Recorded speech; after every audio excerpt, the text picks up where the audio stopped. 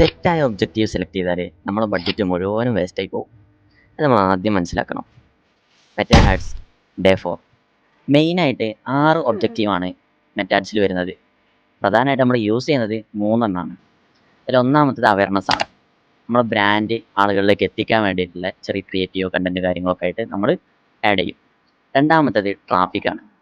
Traffic എന്ന് പറഞ്ഞാൽ നമ്മളൊരു ലാൻഡിങ് പേജ് സെറ്റ് ചെയ്യും. നമ്മുടെ വെബ്സൈറ്റ് അല്ലെങ്കിൽ ഇൻസ്റ്റാഗ്രാം അക്കൗണ്ട്, ഫേസ്ബുക്ക് പേജ്, അതിലേക്ക് ആളുകളെ ഓഡിയൻസിന് എത്തിക്കാൻ വേണ്ടിയിട്ടുള്ളതാണ് ട്രാഫിക്. മൂന്നാമത്തത് കൺവേർഷൻസ് ആണ്. അതായത് എൻഗേജ്മെൻറ്റ്. ഇത് ലീഡ്സ് ആയിട്ടും അല്ലാതെയൊക്കെ ആയിട്ട് കൺവേർഷൻസ് നമ്മളെ അടുത്തേക്ക് എത്തിക്കാനുള്ളതാണ് കൺവേർഷൻസ് ഒബ്ജക്റ്റീവ്, അതായത് എൻഗേജ്മെൻറ്റ് ഒബ്ജക്റ്റീവ്. ഫസ്റ്റായിട്ട് തുടങ്ങുന്ന ഒരു ബ്രാൻഡ് ആണെങ്കിൽ നമ്മൾ അവയർനെസ്സിൽ സ്റ്റാർട്ട് ചെയ്യണമെന്നാണ് ഏറ്റവും ബെറ്റർ. ഇനി നല്ല രീതിയിൽ റൺ ആവുന്നൊരു ബിസിനസ് ആവണമെങ്കിൽ നമുക്ക് കുറച്ചുകൂടി കൂടുതൽ ലീഡ്സ് വേണം, എൻക്വയറീസ് വേണമെങ്കിൽ നമ്മൾ ഏറ്റവും നല്ലത് എൻഗേജ്മെൻറ്റ് ഒബ്ജക്റ്റീവിൽ സ്റ്റാർട്ട് ചെയ്യുക, കൺവേർഷൻസ് ഒബ്ജക്റ്റീവിൽ സ്റ്റാർട്ട് ചെയ്യുന്നതാണ് ഏറ്റവും നല്ലത്.